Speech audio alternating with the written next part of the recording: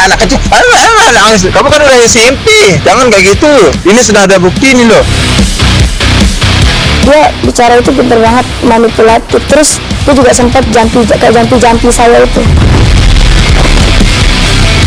Tidak ada satu paksaan. Kalaupun terjadi paksaan, dia sangat bisa untuk melarikan diri, untuk tidak menghiraukan si Agus.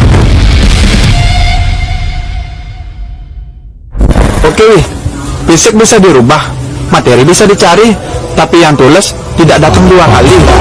Jangan nyalawi. Agus nih bos, tamplek dong. Sosok Agus alias Iwas masih menjadi perbincangan hangat di masyarakat. Bagaimana tidak, dari aksi tersangka Agus atas dugaan pelecehan seksual kini berkembang menjadi reaksi belasan wanita yang diduga menjadi korban Agus.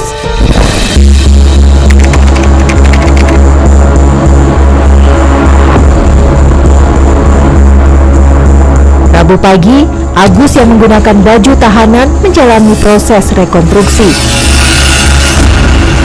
Bersama pihak terkait, polisi Polda NTB lalu memulai menggelar reka adegan merangkai peristiwa yang terjadi.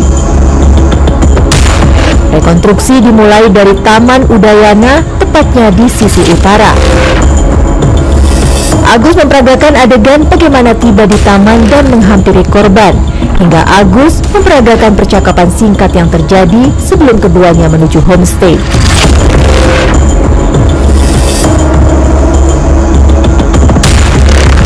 Selain di Taman Udayana, rekonstruksi kasus dugaan pelecehan seksual dengan tersangka Agus alias Iwas juga dilakukan di sebuah homestay yang berjarak kurang lebih 10 menit dari Taman Udayana. Di kamar nomor 6 ini menjadi salah satu fokus utama rekonstruksi karena di tempat ini ada 2 versi cerita yang berbeda. Ruangan di dalam homestay itu sendiri itu ada 2 versi. Dari versi korban itu yang aktif adalah tersangka, tetapi tadi kita lakukan olah TKP yang aktif adalah versi korban. Lantas, apa sebenarnya detail 2 versi cerita yang berbeda menurut tersangka dan korban?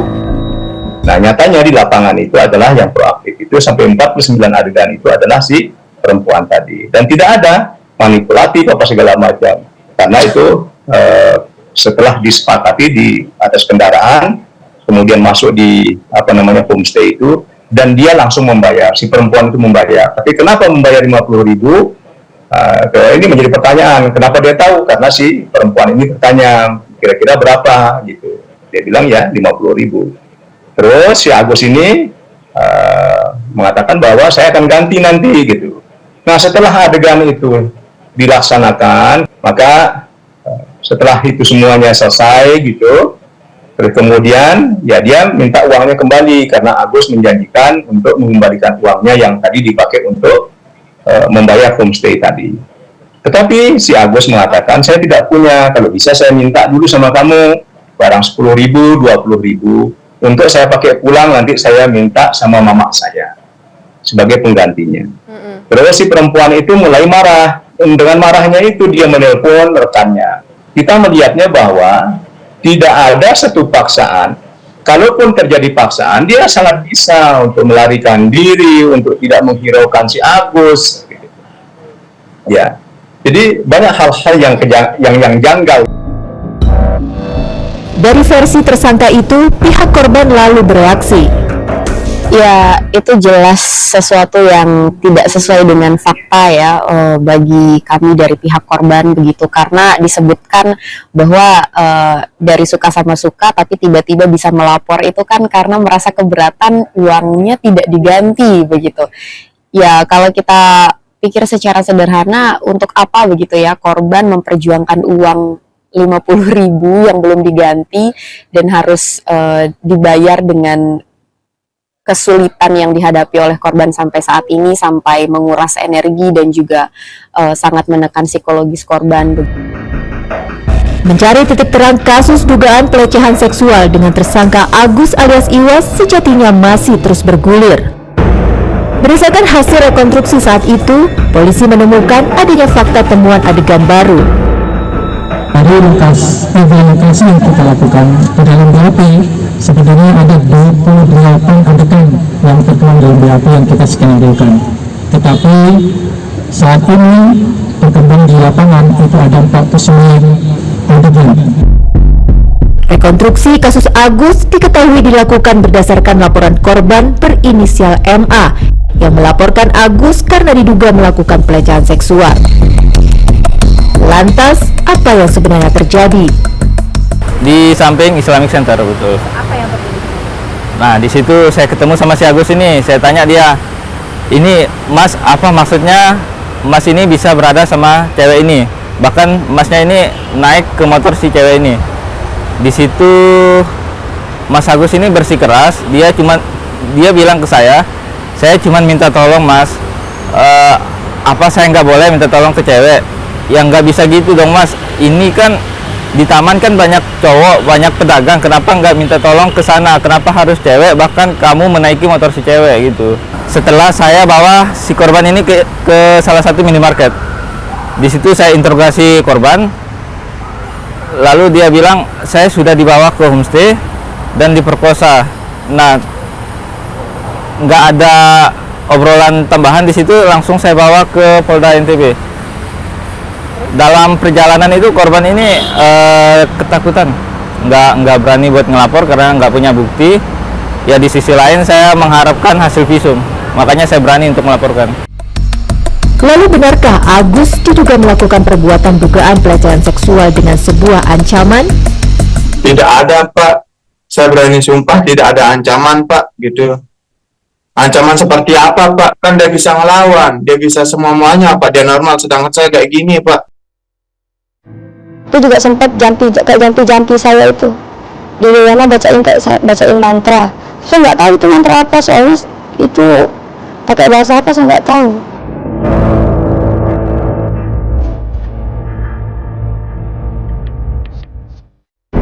Penyidikan kasus dugaan pelecehan seksual dengan tersangka Agus alias Iwas hingga kini terus diusut polisi.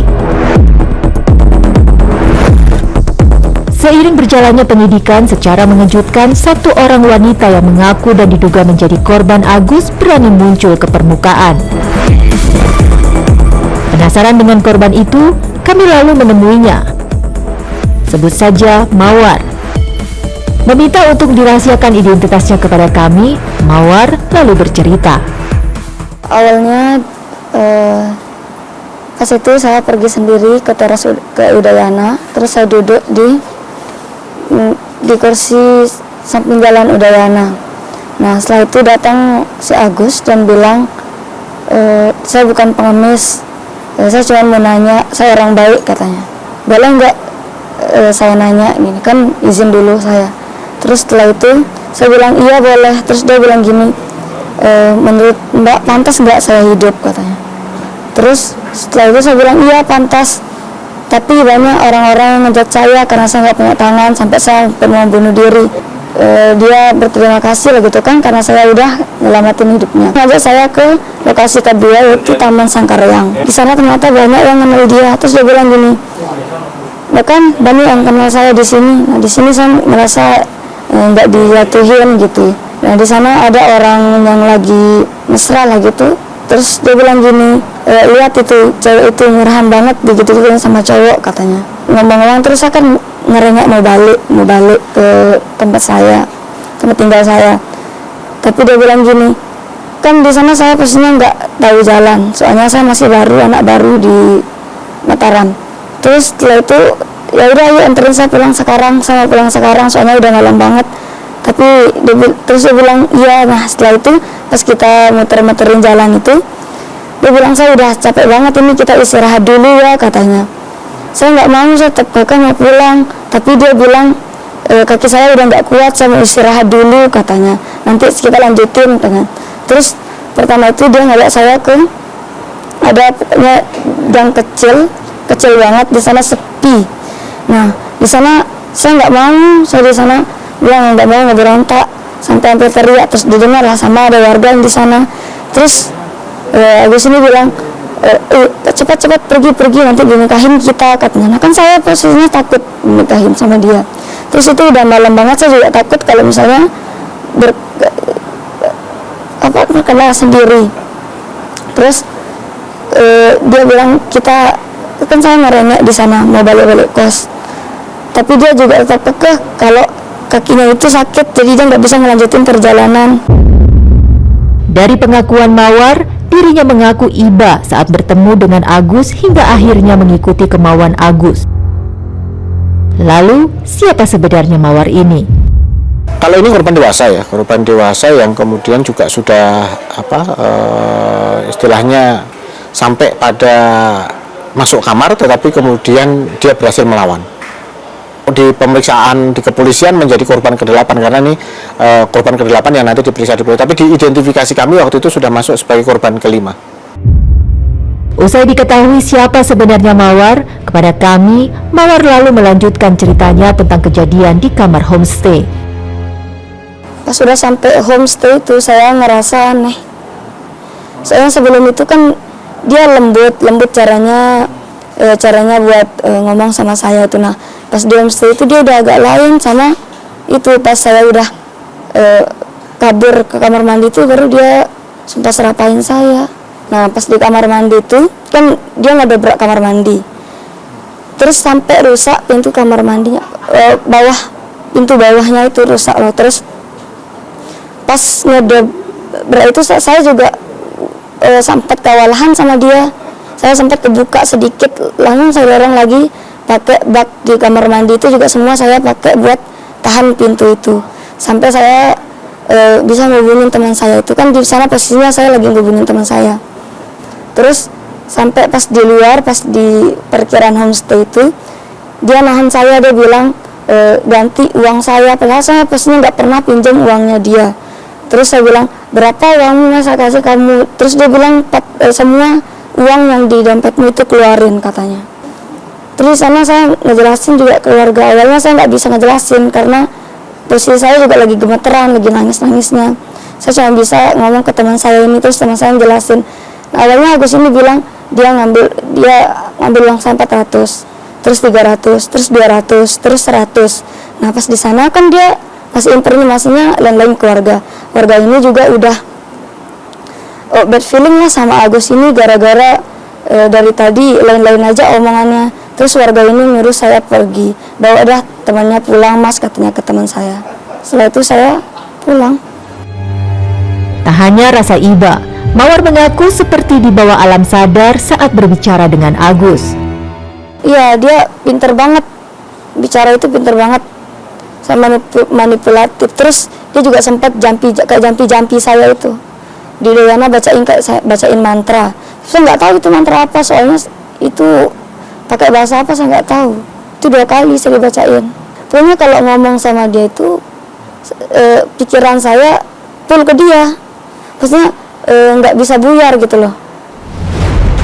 Selain pengakuan Mawar, polisi juga telah mengantongi bukti berupa rekaman audio yang diduga korban pelecehan seksual tersangka Agus. Lamun sida mele pacu-pacu kanca aku ngendeng maaf empoh na ayana sakit. Wah, kedua lamun sida pura-pura nangis ku jamin sida mati.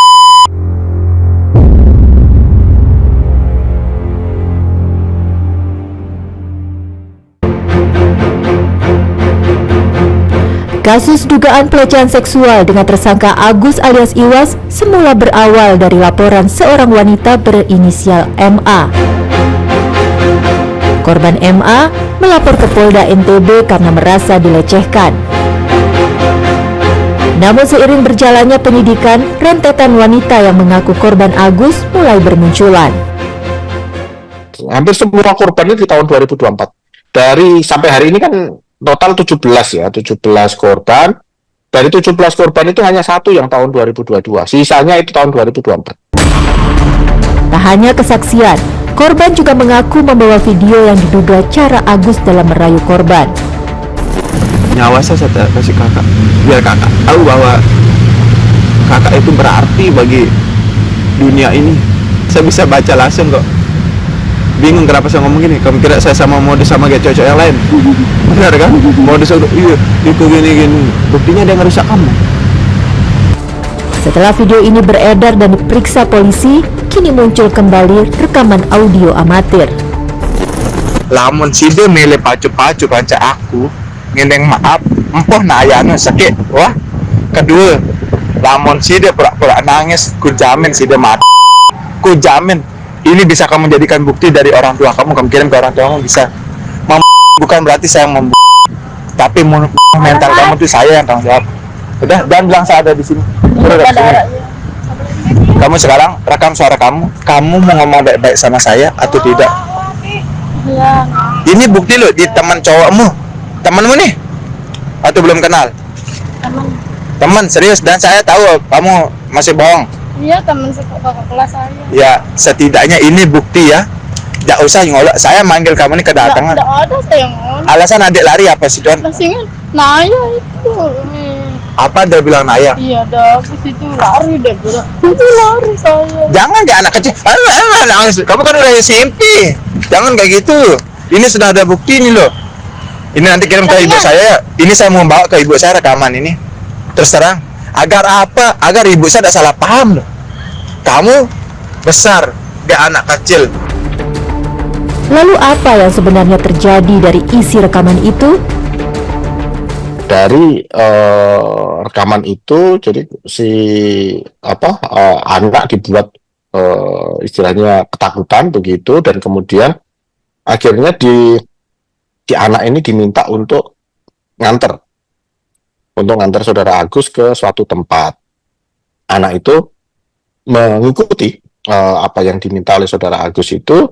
Ternyata dia minta diantar ke rumah, tapi nyatanya anak ini dibawa ke homestay. Ya tadi lebih kepada tidak memaksanya, itu tidak memaksa untuk kekerasan seksual, enggak, tapi dia mengintimidasi korban bahwa korban ini telah melakukan bullying. Kira-kira begitu. Sampai kepada tahap kemudian si korban disuruh rekam, nanti saya akan laporkan ke ibu saya, kira-kira begitu, nanti saya akan laporkan polisi. Nah, sampai akhirnya kemudian korban terintimidasi, dan kemudian kalau gitu ayo anterin saya dulu ke rumah saya. Akhirnya korban mengikuti si saudara Agus ini, memboncengkan juga, karena korban bawa motor, dia kemudian ke homestay itu. Kasus dugaan pelecehan seksual dengan tersangka Agus sungguh telah menyita perhatian banyak pihak. Pemerintah melalui Kementerian Sosial juga turut menyoroti kasus ini. Ya, kemarin itu kebetulan kan saya ada kunjungan kerja ke NTB, ada beberapa kegiatan. Setelah itu ada kesempatan saya untuk bisa melihat setidak-tidaknya pelayanan kepolisian NTB dalam rangka katakanlah memeriksa penyandang disabilitas. Itu jadi concern saya di situ. Kehadiran Mensos di Polda NTB untuk memastikan hak-hak tersangka yang merupakan penyandang disabilitas terpenuhi secara hukum. Ya, misalnya kan tentu misalnya ya ada toilet khusus misalnya, atau dia memerlukan bantuan orang lain ketika ke toilet, kan gitu. Kemudian fasilitas apa yang dibutuhkan, banyak sekali lah. Jadi dalam rangka penghormatan, dalam rangka memberikan perlindungan dan lain-lain terhadap penyandang disabilitas. Selama proses pemeriksaan itu cukup baik ya, fasilitas-fasilitas yang diberikan oleh kepolisian NTB cukup baik, jadi hak-haknya dipenuhi ya.